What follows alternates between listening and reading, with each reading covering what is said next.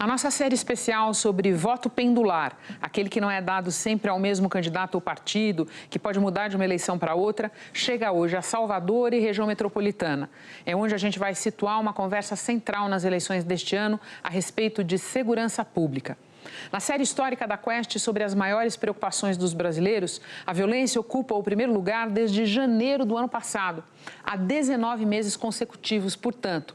É uma percepção fundada em dados muito concretos da vida das pessoas, como a exposição direta ou muito próxima a assaltos e os sinais da presença de facções criminosas nas mais diversas atividades. Fora o medo, que é um elemento importante dessa história. O avanço do crime organizado se reflete na taxa de mortes violentas. No mapa, o verde escuro representa os estados em que ela está acima da média nacional. E a gente vê que, nesse momento, são especialmente alarmantes as taxas das regiões norte e nordeste do país. Nelas, só 2 estados, Amazonas e Piauí, estão abaixo da taxa do país. É por isso que a gente volta os olhos hoje para o estado mais populoso do eixo norte-nordeste. A Bahia tem a segunda maior taxa de mortes violentas do país, atrás apenas do Amapá. E registra de longe o maior número absoluto de vítimas, segundo o último Anuário Brasileiro de Segurança Pública. É importante dizer que, embora os números ainda sejam muito altos, os 2 indicadores apresentaram queda no levantamento mais recente. Ainda assim, Salvador é a capital brasileira com a maior taxa de mortes violentas e 2 cidades da região metropolitana estão entre as 20 mais violentas do Brasil, Simões Filho e Camaçari. Em Salvador e Camaçari vivem os nossos entrevistados. A gente foi até eles para entender melhor a realidade que esses números representam e como ela atravessa o processo de decisão do eleitor, principalmente daquele aberto à possibilidade de mudar de ideia, que é o foco da nossa série. Quem estuda a demografia do voto explica que esse eleitor existe mesmo em lugares com um padrão estável de resultado, como é o caso da Bahia, que vem dando seguidas vitórias ao PT para presidente e para governador. Numa disputa apertada como a deste ano, cada oscilação do pêndulo, para um lado ou para o outro, importa.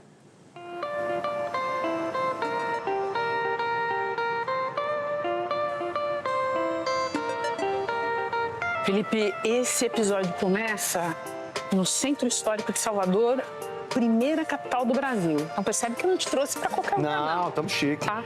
Há poucos quarteirões da área turística do Centro Histórico, que é uma das áreas mais bem policiadas da capital baiana. Mas quando a gente caminha aqui, a gente percebe que já é um lugar um pouco diferente essa região e vai ficar ainda mais que a gente está entrando no trecho onde mora mesmo a comunidade do Pelourinho. Sim. Que é o maior conjunto colonial da América Latina. Da América Latina, uau.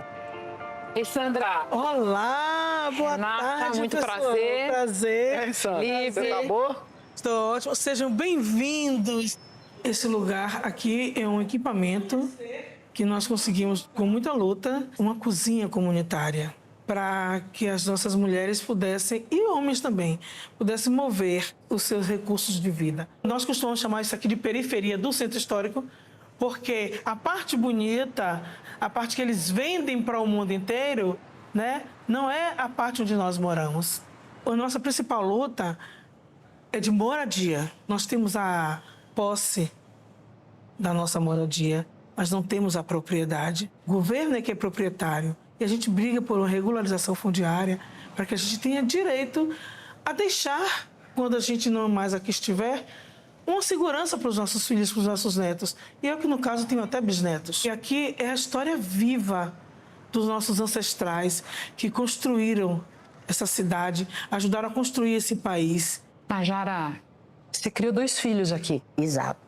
E como é que foi criar 2 filhos aqui? E como é que é o ambiente para teus filhos aqui hoje, especialmente para tua menina, né? Que hoje é uma jovem adulta. É muita luta. Porque minha filha chega 15 para as 11. Então eu fico com as crianças até esse horário, enquanto ela chega. E eu fico aqui contando as horas que ela chega. Porque é muito perigoso. Muito perigoso. Enquanto ela não chega, eu não sossego. A gente não tem policiamento nessa área. Não temos. Só na parte do turismo. A gente é que procura botar grade nas portas, na janela, manter um cachorro dentro de casa para poder avisar de alguma coisa, porque segurança aqui não tem. Eu vinha passando por essa rua de cá, aí o que aconteceu? O cara vinha correndo pela minha rua com a arma desse tamanho, meu coração parou. É violência pura. Qual que é o jeito de resolver esse problema? A arma não vai solucionar nada. O que soluciona é a educação. As crianças na escola, as mães de família aprender a se reeducar, porque a educação começa dentro de casa. A família não abraça, a rua abraça. E abraça da pior forma. Felipe, que fica muito para mim na fala dos nossos entrevistados é que a questão da violência, ela não paira sozinha, né? Ela vem associada à educação, à questão da moradia, ela perpassa a vida das pessoas. São os chamados problemas sociais, né? É interessante ver como o eleitor amadureceu e compreendeu a importância do pacote de política pública como algo bastante importante para a vida, para a melhora da vida deles. Sandra, eu te ouço falar das tuas preocupações, das tuas lutas, do que você acha importante, e daí eu tento trazer essa conversa para o ano de eleição. Todo ano eu tento um candidato que comungue comigo os meus sonhos de ter boas escolas para as nossas crianças, de que os nossos pais de família tenham um trabalho para poder sustentar a sua família. E é esse o candidato que eu quero. O candidato que nos ajude, de alguma forma, políticas públicas que tragam saúde, que tragam educação, que tragam direito à moradia, que tragam o direito de ir e vir. Ivan, você é nascido e criado aqui no Pelourinho. Cheguei com 3 dias de nascido, me criei aqui dentro. Pai, mãe, tio, irmão, todo mundo criado dentro do centro histórico.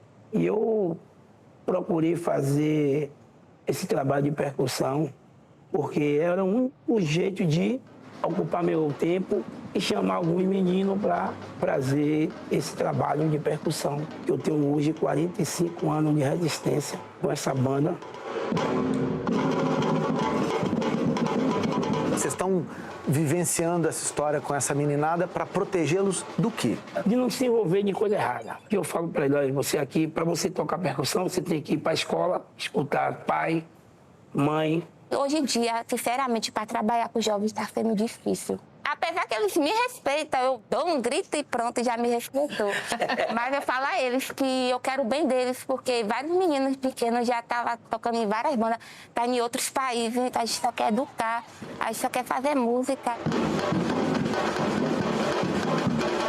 Mas é muito importante a segurança e a educação.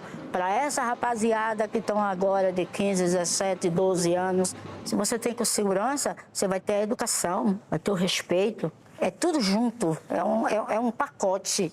Aqui não tem um projeto, tem uma oficina para você aprender a trabalhar, uma oficina de costura, de bordado, que deveria ter. Porque eu sou vendedora ambulante com muito orgulho. Tenho minhas máquinas dentro de casa, trabalho, costuro. Eu me sinto muito orgulhosa, passo aquele turbante. Aquilo ali me satisfaz, meu coração fica feliz. Em questão mesmo da pandemia, minha filha desempregada, meu genro desempregado, meu neto com 1 ano, a menina com 2, pagando aluguel. E agora, mãe, eu nunca esqueço essa frase. Vamos trabalhar, vamos fazer máscara. Se dependesse só do auxílio, mas a gente vencemos. Ninguém nunca dormiu sem um café, sem um almoço, sem os alimentos das crianças, do aluguel. Nós, do lado de cá, nós temos garra. Se eles tivessem um pouquinho da nossa garra que eles têm lá, eles faziam muita coisa boa para a sociedade. Eu tenho 62 anos, mas ainda não sou aposentada, porque eu sempre fui dona de casa, né? Sempre trabalhei para minha família, dentro de casa, cuidando de filhos, ajudando a minha mãe, porque a minha mãe tinha bar e restaurante aqui. Então, eu nunca fui uma CLT. Eu recebo o Bolsa Família.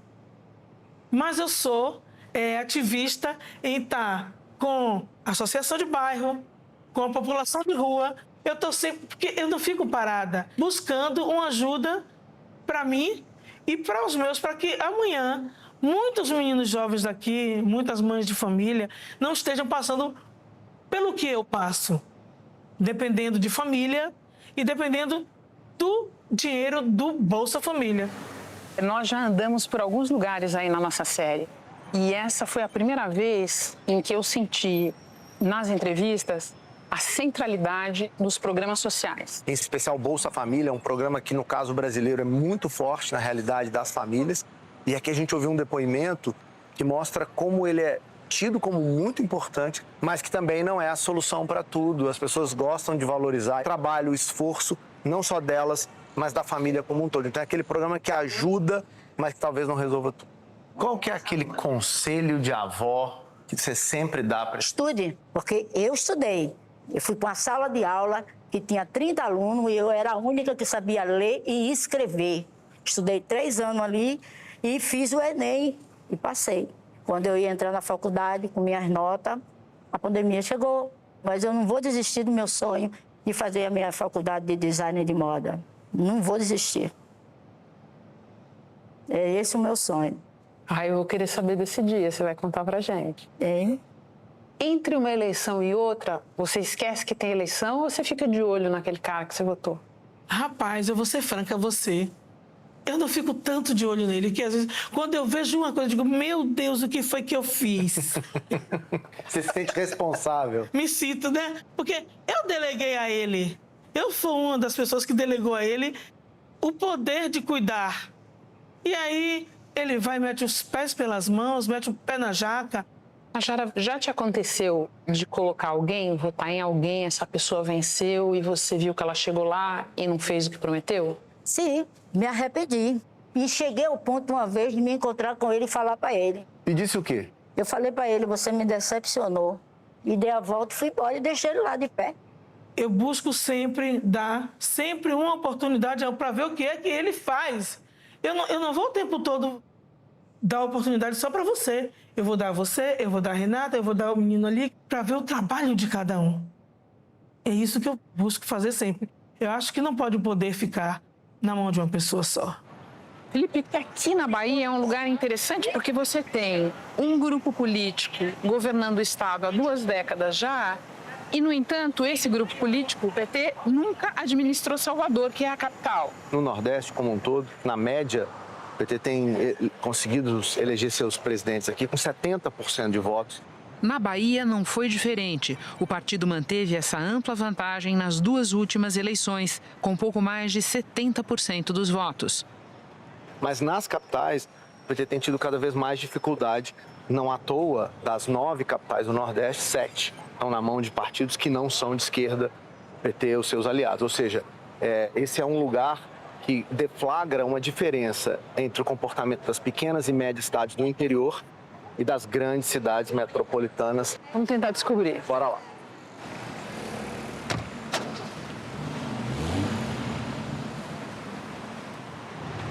Felipe, a percepção sobre violência no topo da preocupação do eleitor, ela não é um problema só da Bahia, ela é um problema do Brasil, embora ela esteja na Bahia mais aguda do que em outros lugares. A gente não entende a questão da violência e a preocupação do eleitor se a gente ficar só na capital. É importante a gente ver como é que estão as coisas na região metropolitana. Isso vale para a Bahia e vale para outros grandes centros urbanos também. Onde cresceu o conflito das facções criminosas. O brasileiro já entendeu que a violência deixou de ser só aquela violência do assalto, do celular, tal, para ser uma questão mais organizada, do crime organizado das facções. Camaçari é um polo industrial importante. Você tem que usar a infraestrutura logística dessa região para levar os produtos até o porto. E é exatamente isso que o crime organizado também está disputando. De um lado, isso cria mais insegurança, do outro, isso atrapalha o desenvolvimento. E agora a gente vai ver como é que isso está sendo vivido no cotidiano das pessoas, no cotidiano do eleitor. Exato.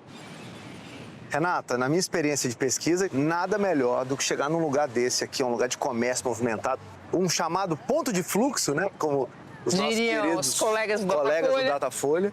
Não há lugar melhor do que esse para a gente colher a temperatura da eleição. Então vamos lá, porque já tem gente esperando a gente.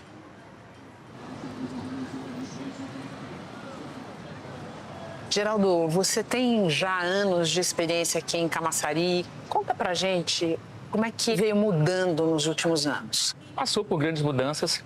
A gente vem vendo essa transformação dia após dia aqui na nossa Camaçari. Hoje nós não vivemos um dos melhores momentos, essa chamada sensação de insegurança, né? Diariamente. No comércio a gente vive isso, a gente vive assustado. A gente tem até aquele 2 celulares, trabalha com 2 celularzinhos. O celularzinho do ladrão, não tem jeito. Pediu, tem que ter, que senão você perde a vida. A gente não se sente seguro, né? Carlos, você vê mudança de comportamento nas pessoas? Funcionamento do comércio, como é que era antes, como é que Antes tá agora? abria mais cedo. Tipo, 7 horas você vê o comércio pleno, né? Hoje ele está abrindo 8, 8h30, 9 horas e encerramento às 18 horas, devido à falta de segurança nas ruas. Como é que a questão da segurança bate, assim, na real, na vida das pessoas? O que preocupa? O que acontece que preocupa? Preocupa, para mim, particularmente, que sou comerciante, é a questão de assaltos, né? Como mulher, a questão de poder estar saindo à noite, sair sozinha. A gente tem filhas que querem sair, vão passear, são adolescentes, então a gente tem aquela insegurança, né? Felipe, comparando com Salvador, quando você ouve as pessoas sobre a preocupação com violência, diz muito respeito a experiências diretas na vida, ao levar o neto na escola, a preocupação com a filha que chega mais tarde. Aqui tem isso também, mas tem muito o impacto disso na atividade econômica, no comércio. Eu ouvi muito a palavra, o que me marcou muito, medo. As pessoas estão sentindo não só o medo pessoal, mas de para onde vai o negócio delas. Quem está no comércio é uma antena, um pouco, porque conversa com muita gente, um monte de gente entra na loja. Você sente que as pessoas já estão ligadas na eleição? As pessoas estão começando a introduzir agora a questão da política, mas a gente não está no auge ainda não está se ouvindo muito não. E o que eu vejo muito é uma indecisão das pessoas. As pessoas ainda não têm realmente, de fato, em quem vão votar, assim como eu não tenho. Os políticos estão muito desacreditados, né? Eles enganam muitas pessoas e as pessoas se decepcionam, nem votam. Estou cada vez mais cético. E por quê? Mas a gente não vê realmente aquela mudança. Felipe, você percebe que tem o desalento. E é curioso, porque, embora a gente tenha ouvido muito a importância do voto, outras estão pensando em, será que vai mudar mesmo? Será que em algum momento as coisas vão ser diferentes? E você diria hoje que é uma pessoa otimista em relação ao futuro do Brasil ou uma pessoa que está pessimista? Às vezes sim, às vezes não. Otimista é porque a gente tem que ter a esperança que realmente vai haver uma mudança. E pessimista é quando a gente vê certas coisas acontecendo no meio político ou na política que não era para estar acontecendo, que era para ser coisas boas para a gente e está sendo tudo errado, né? Você acha importante votar? Por quê? Eu falei que eu não gosto de falar de política, né? Mas não tem como. A gente já vai falar de política porque depende, uma coisa tá atrelada à outra. Eu tenho 2 filhas. 2 meninas, e uma olha. neta. E uma neta, olha que legal. Então, assim, a gente tem essa preocupação em realmente estar botando nas pessoas que têm essa preocupação, né, com a segurança do nosso país, com a segurança da nossa cidade. E elas cresçam num lugar mais seguro, melhor, né? Como na minha época. A gente tinha mais segurança de estar na rua, de estar brincando. Então, as minhas filhas, elas não passaram por isso, não tiveram isso. No G1 você encontra uma página dedicada à nossa série do Jornal da Globo, com conteúdo exclusivo de cada episódio. Basta você apontar a câmera do celular para o QR Code que aparece no canto do vídeo. Amanhã é o último episódio que se passa em Belo Horizonte.